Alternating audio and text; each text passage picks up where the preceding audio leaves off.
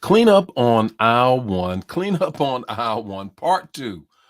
Part two.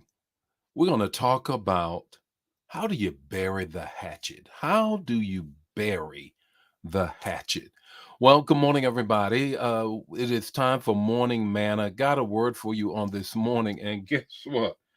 I cannot let go of this text. I cannot let it go. It is just full of gems and revelation that will change your life. That's right. I'm still talking about cleanup on aisle one. Still talking about it. Preached about it Sunday. Could not let it go. Check this out. I watched the sermon myself twice already. Twice already. Now, I watch every sermon that I preach, given my time, and most times I do. I watch it at least one time just to improve, just to improve. Still learning how to preach. But this one I've watched twice and probably going to watch again. Why? Because there's so much revelation in the text. I can't let it go. And this morning I'm continuing clean up on aisle one, part two.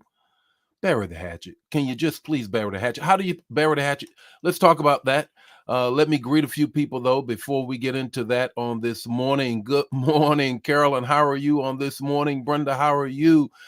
Betty, how are you on this morning? Celestine, how are you? Where you been? Good morning, Verena. How are you? Brother Nesbitt, how you doing? Erica, how you doing on this morning? Elder Mobley, how are you on this morning? Pastor Leah, you up and about. God bless you. Man, I'm glad that you're up and about. Good morning, Pamela. How are you on this morning? Just want to greet a couple of people and then get right into the word. Good morning, Angela, the angel of Greensboro. How are you on this morning? How are you guys on this morning? Did yesterday's manna bless you? Look, I cannot. If you haven't listened to the message on this morning from Sunday, please do so.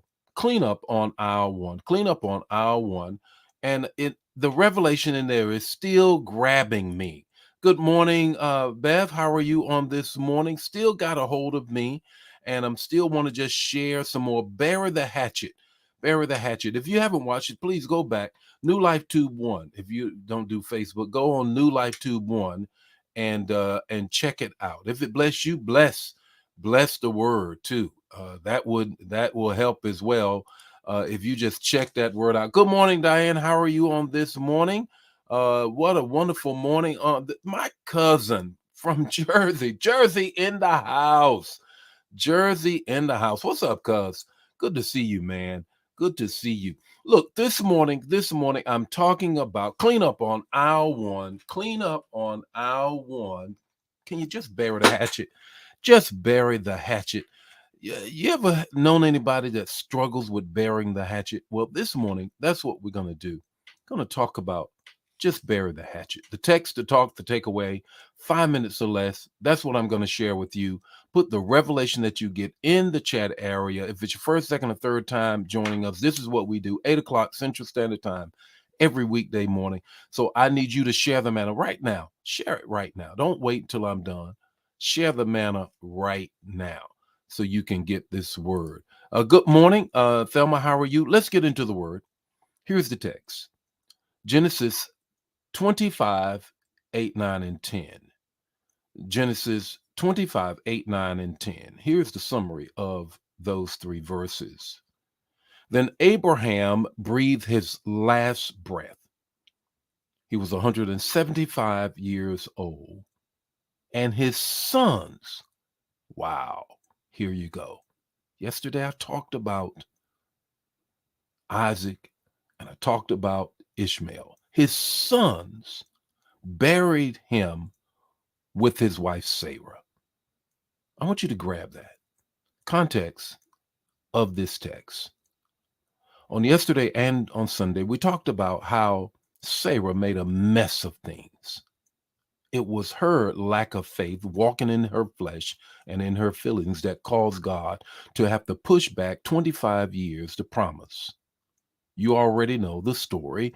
And as a result of that, from her not taking responsibility to laughing in God's face about the whole thing, and then finally having a child, and then kicking Hagar out along with her son Ishmael, the thing finally turned around. Now, fast forward 75 years later. 75 years later, here is cleanup on aisle one. Bury the hatchet. The two sons, remember? Remember that Ishmael was kicked out along with Hagar, his mother. They went on and formed their own 12 tribes. God bless. Look what happens here 75 years later. Number one, the generational curse. The generational curse. You can see the curse, but they are no longer displaying the curse at all. They're no longer displaying the curse at all. Guess what is happening? Guess what is happening here? The ripples, second thing, the ripples of the curse has hit the shore of forgiveness. You can see the curse, 75 years of it, but the ripples of the curse has now reached the shore of forgiveness. Third thing, generational curses do have an end.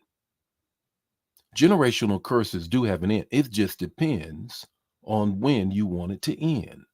Let me say it again. The third thing, the curse is visible. It has ripples all the way to the shores of forgiveness. It does have an end when you want to see it end. What's your takeaway this morning? Your takeaway is this. Cleanup cleanup begins when you give up your right to keep hurting. When cleanup begins when you give up your right to keep hurting. Because if you don't, you'll keep on hurting. Clean up on aisle one. What aisle are you on? The Lord bless you, his face shine upon you and give you peace. If this bless you, bless somebody else. Don't keep it to yourself. Go to New Life Tube 1, watch the whole sermon, and it will bless you even more. God bless you. I'll see you tomorrow morning with more Morning Manna. Bye now.